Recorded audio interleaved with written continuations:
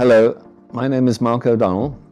I'm chairman of the Union Gold Group in Zambia. Within the Union Gold Group is Protea Hotels. We are currently sitting here at Protea Hotel Tower in Lusaka. I'm doing an interview for Inkwazi magazine. I believe they're the in-flight magazine for ProFlight. A very excellent magazine, actually. I always look forward to reading the copies when they come out.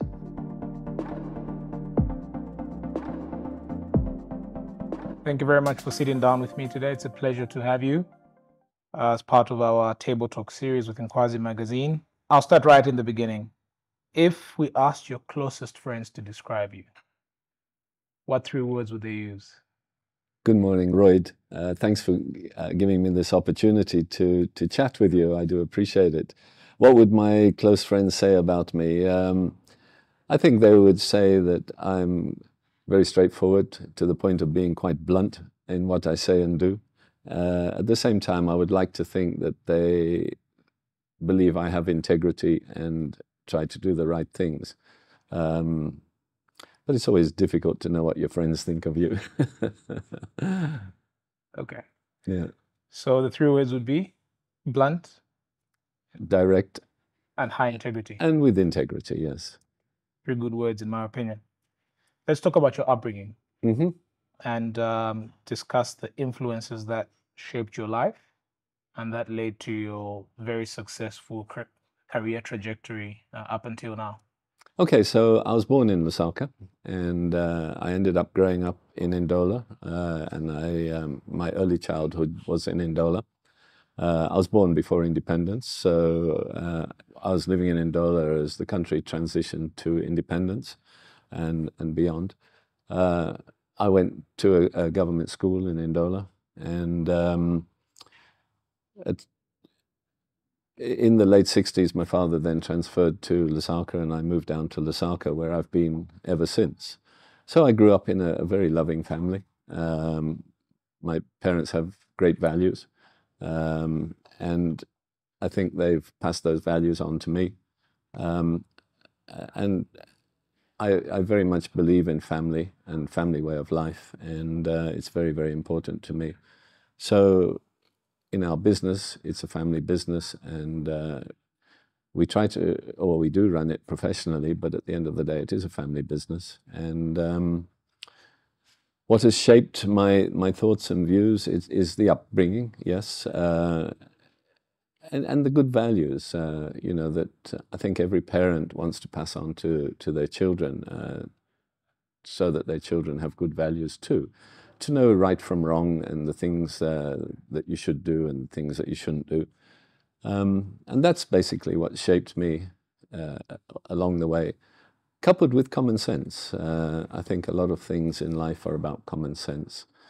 You make decisions on a daily basis, and those decisions invariably require some common sense to determine whether they're good decisions or bad decisions, minimizing risk in those decisions, but making decisions that take you forward. You have talked about a very important word there, risk, which is an important word in business. We'll get back to that when we talk about how business career has been. That's a very key point of entrepreneurship that I think we should discuss. In terms of your personal traits, what would you say are personal traits that have contributed to your career success?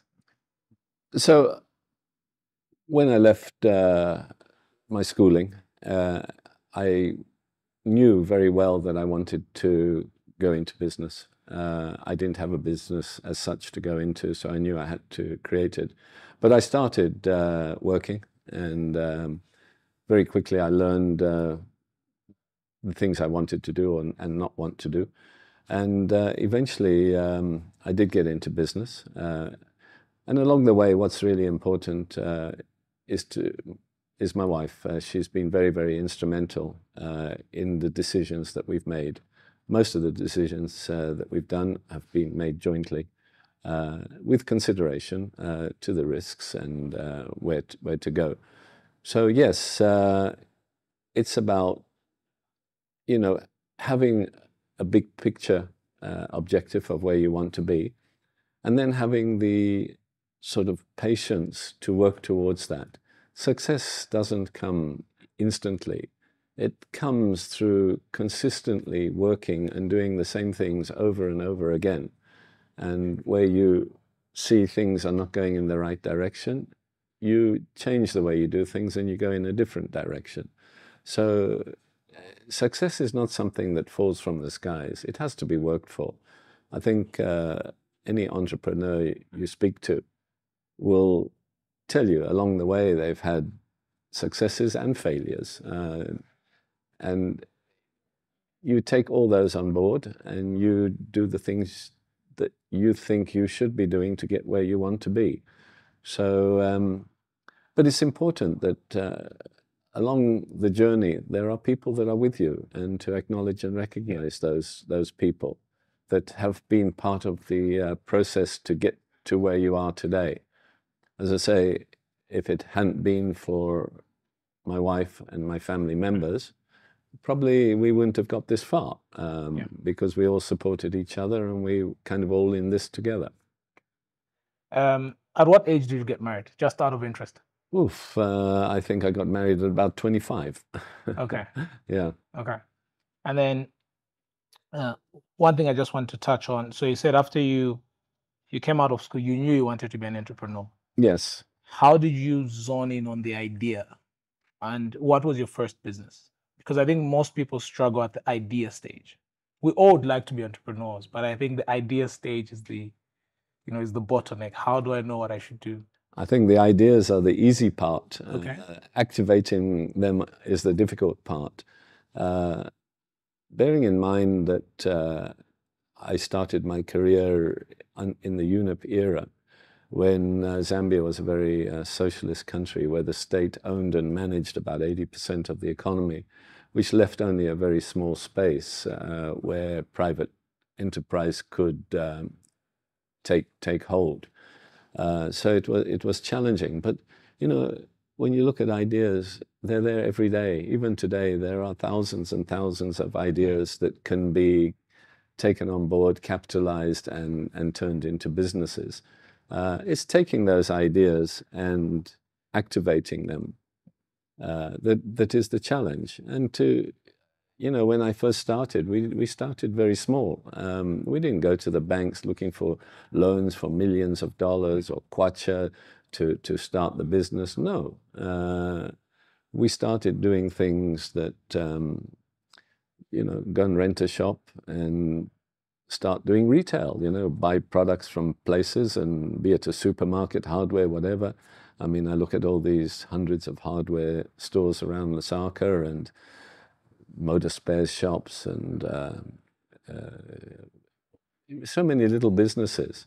I mean, basically, that's what I started doing, and just working at those and developing them to get to where we are today. Has our business changed over the years? Very, very considerably. What we started and where we are is very, very different. But the principles are the same. I mean, I think running businesses is more about common sense and making the right decisions. Then there's no rocket science in running businesses. You just have to do the right things, and you have a good chance of your business succeeding. But I see a lot of people are impatient, and they don't always make the right decisions, and they don't look after their businesses. In fact, they take more out of their businesses than their businesses can actually yield. But if you really want to be a successful entrepreneur, you've got to leave your resources in the business and allow them to work for you. And only when they are working for you do you take small amounts out to support your needs. And if you begin to take excessive amounts out of your business is not going to grow or go anywhere in any great hurry. So trading was your first business? Yeah, I started trading. I did some manufacturing. I did exporting. In those days, we, as I say, the space was very, very limited in which you could do your business. So we did some importing and retailing. We did so many things, exporting of fresh produce, manufacturing. I started some small factories making all sorts of things, from furniture to chemicals to saucepans to all sorts of things. And when I say I mean we, with my wife and family. It was all of us did these things. Yeah, yeah. What did you say are some of your personal career highlights? My personal career highlights, a lot of them have been in recent years. For example, we invested in the hotel or hospitality sector in the late 1990s, 1997 to be precise, when we built our first lodge, which is in Chisamba. It's still going today. It's known as Chisamba Protea Safari Lodge. That was our first venture into hospitality. Okay. And over time, we've grown from those humble beginnings, where we started with 20-room guest safari lodge, to we now have 10 hotels in Zambia. And I think that for me is a success story. I mean, I'm very pleased with what we've done and what we've achieved in the hotel sector. Other things, my son, for example, he was away at university and he's come back to Zambia and he's entered the business as well. For me, that's a very big personal highlight, to see him showing interest in what we've done over the years. Bearing in mind he grew up with it from when he was born. The business was always there, but we never got him involved unless he wanted to be. And then on his own accord, he decided to come into the business, and he's now very involved and making a lot of decisions in the business. So for me, that's a big highlight. If you were to start again today, from scratch, what would you do? Probably the same thing. Same business? The same thing, yes. As I say, as an entrepreneur, when you look around, you see many, many opportunities that you could take and begin to develop them. And I see a lot of Zambians doing various things on a small scale. And they ask me, what do I need to do to grow my business? And I keep saying to them, just work at it, learn about it, learn everything there is to know about what you're doing, and keep doing it, and keep growing it, and just stick at it. A lot of people give up on the verge of their success. They've worked at something for 3, 4, 5 years, and they get fed up because they can't see the light at the end of the tunnel. But the reality is they've done a lot of work, and they've reached a certain point that if they just stuck at it a little bit more, they would begin to enjoy success in their business. But they're tired, they've had enough, and they pack it in, and then they try to do something else. So they lose what was there, So on that point, you have mentioned that point about a couple of times about sticking with it, but I just want to pose a question to you. Is there ever a point when this is probably not going to work? So at what point is that? When do you know, okay, this is probably not the right business, let me pivot into something else? Yes, I mean, not everything is hugely successful. And I think if you are seriously working at something and you're looking around, you can see opportunities how to shift into new directions. I think just to rigidly stay in the same direction without looking at further opportunities within what you're doing would be a mistake. You might be lucky and it might work. But I think you have to look around all the time and adjust. If something is selling, do more of it. If something is not selling, forget about it.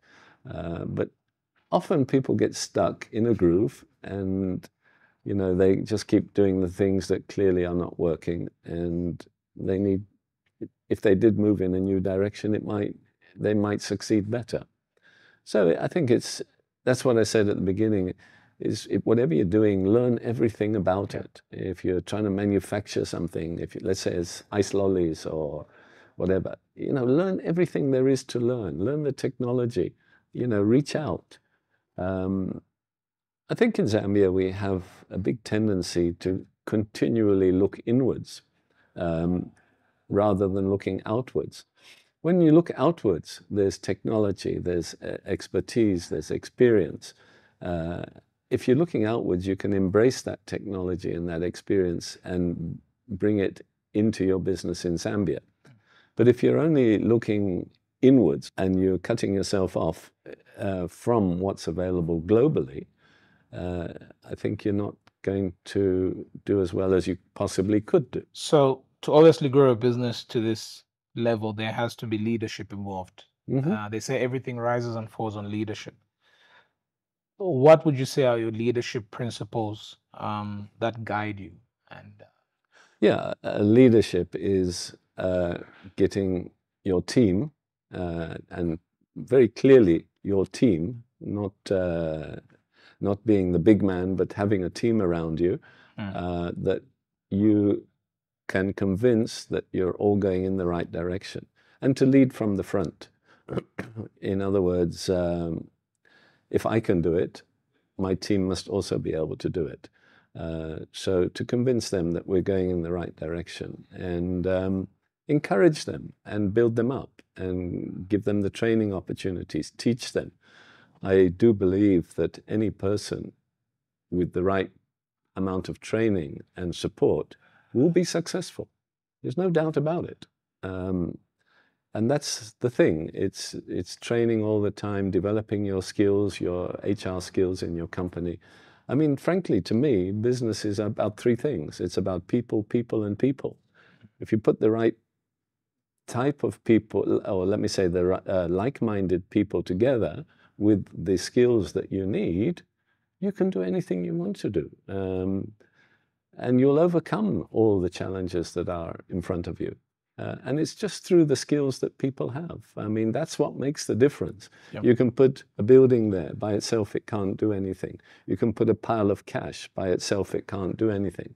It's only when you add the person to it that things change and things can be achieved. Yeah. So behind the hotels, and I think most people popularly know, the Protea brand of hotels, right? But I think there is also a group behind it, and you've got, many different ventures that you do, right? I just want to find out, how did you begin to consider scaling and expanding into new ventures? And how have you been strategic in picking where, what are the other areas of investment to go into? As I say, there's opportunities every single day. And when we started our first lodge in Zambia, it took about 2 or 3 years to get it on its feet. Let me say it wasn't an easy journey. And along the way, we learned a lot of things. We didn't originally work with any franchises or anything like that. And in about 2000, we decided that we needed to access the global market. And this is what I mean by when I say reaching out. So we saw that there was a global market out there that we weren't accessing. And then we tried to figure out, well, how do we do that? And then the idea came to us, well, if we take on an international franchise, they have access to that global market. And through that franchise, we can get business into our property. And that's exactly what we did. And after we'd done that, we saw, well, there are other areas where we can go and build hotels. The first one was in Chingola. The mines had been privatized, and there was a big shortage of accommodation in Chingola. So we then took it upon ourselves to build a hotel which wasn't an easy task. I mean, we were very, very small at the time. Anyway, we built the hotel in Chingola. Yeah, only to find out that the week we opened the hotel, the Anglo-American on the Copperbelt announced that they were pulling out. And Wow. immediately our hotel crashed. But again, we didn't give up on it. We stuck with it. And for 2 years, we almost had no occupancy. We subsidized it to keep it open. We tried many, many things to generate business up there. And it was tough. And while we were working on that, other opportunities came. We opened a hotel on Cairo Road. We started building at Arcades. This is some years later, Livingston and so on. And over time, we were then able to find opportunities and acquire them and build hotels on those sites. So obviously with the hotels, you sit right at the center of tourism, right? Mm-hmm.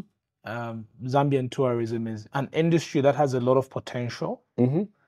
but has been hampered by a number of, so this could be regulatory issues, Mm-hmm. cost issues. I mean, I've spoken to people and they've said that Zambia is one of the most expensive destinations to travel to. I wouldn't agree with that. I certainly wouldn't agree with that. But I just wanted, yeah, so I think you could also touch on that. And if you could just talk about your view on Zambia's tourism and the role that you're playing in terms of increasing Zambia's tourism. Okay. I think most of... You could start with the cost issue with Okay. Most of the work we do in the tourism sector, Yes. most of our business comes from the MICE sector. That's meetings, incentives, business travelers, and so on. Having said that, we nonetheless get quite a lot of leisure travelers passing through our hotels. So it's made up between business and leisure. People say we're expensive. Well, in comparison to what? I mean, if you... Kenya, Tanzania. Well, I mean, if you want to compare it to South Africa, for example, we are more pricey than South Africa because the cost of doing business in Zambia is higher. If you want to compare it to Europe or North America or countries like Japan or even United Arab Emirates, we're very, very cheap and very affordable. Yeah. We are a fraction of the price of what it would cost for the same services in those countries. So it just depends on in relative to what. Tourism is effectively an export business, yes. Although there is a very, very important component of domestic tourism, and the two have to be treated a little bit differently. Domestic tourists are extremely valuable, and within the whole framework of tourism, domestic tourists do get better pricing than foreigners pay. There's no question about that. So people do keep saying we're expensive, but we must also take into account how much things cost in Zambia. Everything costs much more here than it does, for example, in Johannesburg. So I don't agree that we are unnecessarily expensive. I don't agree with that at all. Okay. Tourism in Zambia, well, over the years, tourism has been the neglected sector. Yet it's a sector that could be responsible for a huge amount of GDP and a huge amount of foreign exchange earnings. When you look at countries like Kenya, Tanzania, Zimbabwe, Botswana, Namibia, tourism is probably one of their top 3 export earners in those countries. Tourism generates a huge amount of local jobs. It's a great opportunity for local investment to take place. And the more outside people, the more visitors that come into the country, the more opportunity it is for those businesses to do well. In the last 3 years, there's been a lot of transformation. The issues that we've raised have been listened to, and there have been changes. For example, one of the big changes was the removal of visas for visitors from key source markets. And the key source markets are the markets where there's a lot of money, yeah, and the people travel with a lot of money. So those are the markets that bring a lot of value to Zambia. We removed all the visas, so those people can freely enter the country without any visa requirements. And they pose absolutely no risk to Zambia. These are wealthy people that, for sure, they are not going to stay unnecessarily long in Zambia, and they'll end up going home. So there is no risk with this. Now, the removal of those visas has led to a big upsurge in numbers from North America, from Europe, and United Arab Emirates, Japan, the people that were on that list. There's been a large amount. And that's confirmed by the movements in our airports. I think for the first time ever in history, I think last year we had 2 million passenger movements. Yeah. That is a substantial jump. And that's one of the main drivers of that was the removal of the visas.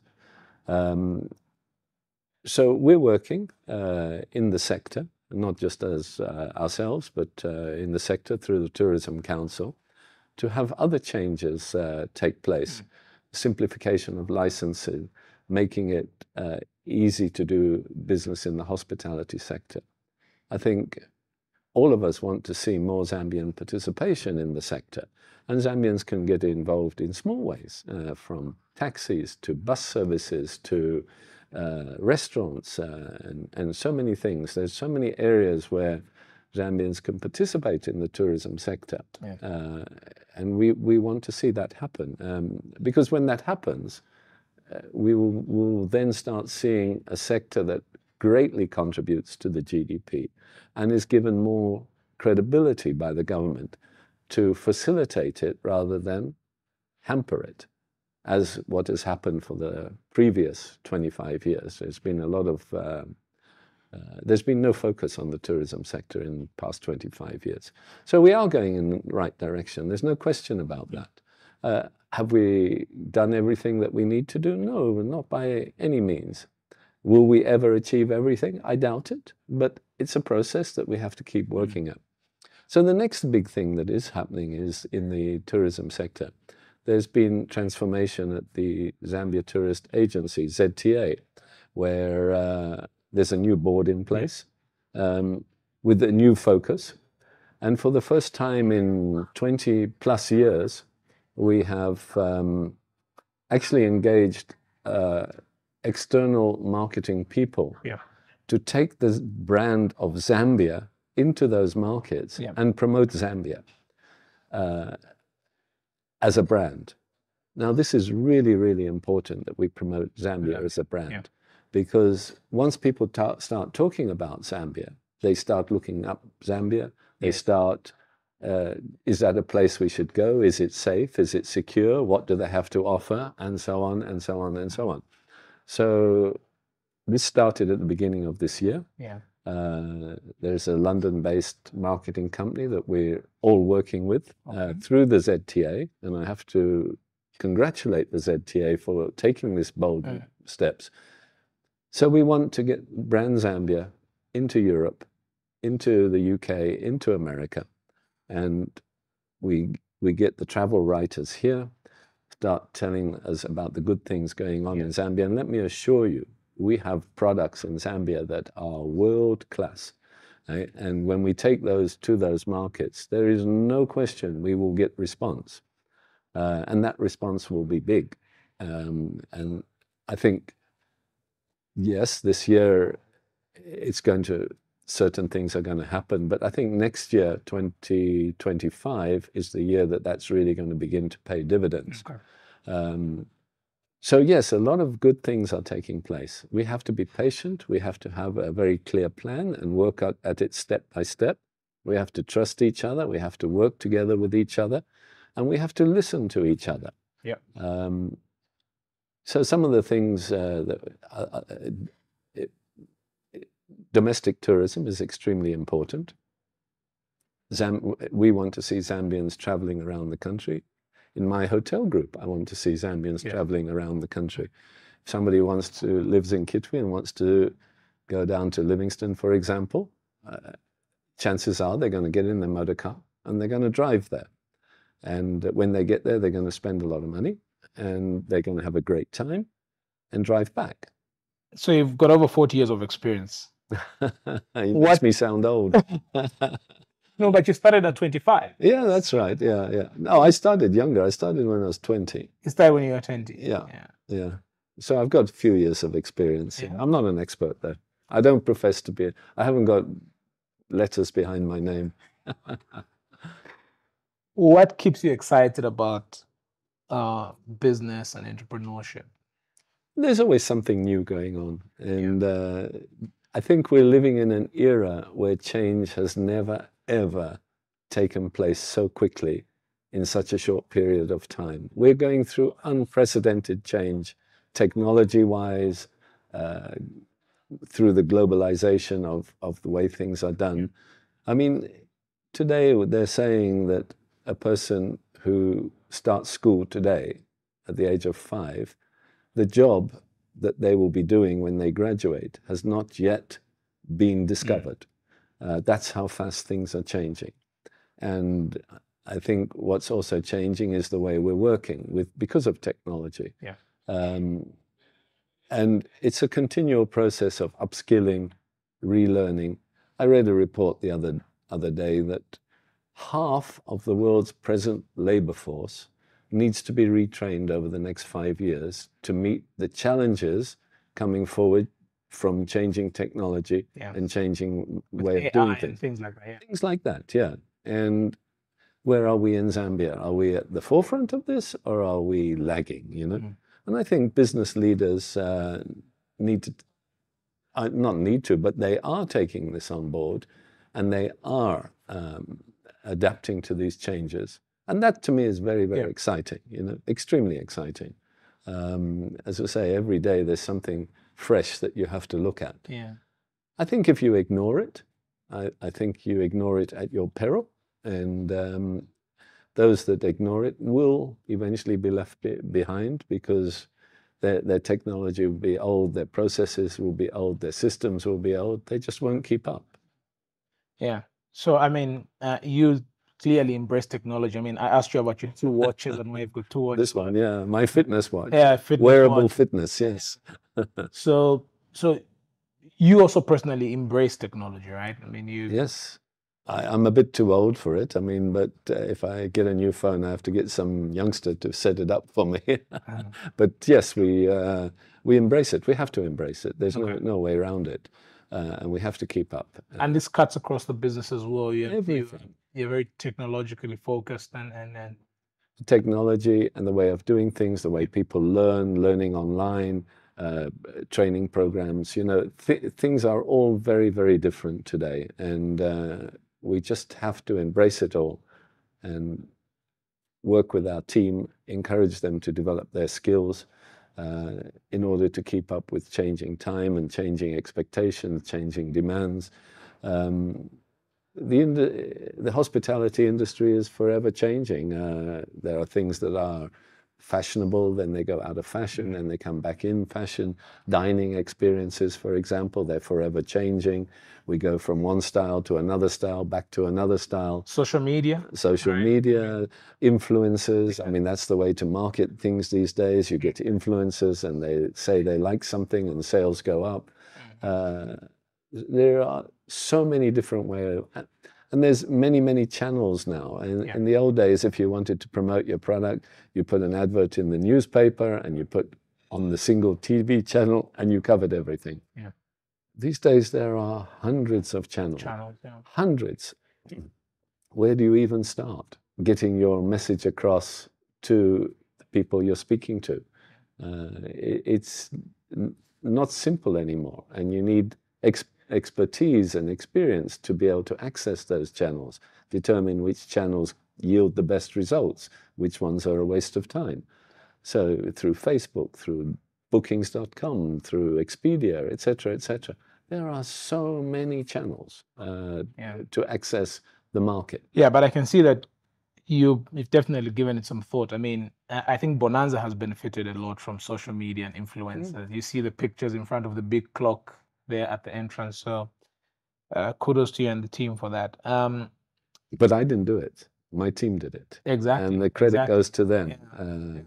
But we work together, because we all have ideas, and we all put the ideas on the table. And the most important thing is we listen to each other, and we hear what each other's saying, and then we make decisions. It's so important that everybody listens to everybody. What are your personal development habits? Did you wake up at 4 at 4 a.m. Fortunately, yes. Or do you wake up at 4? Sometimes. Okay. Often, in fact, yeah. Yeah. Reading, Okay. learning. Every day you learn something new.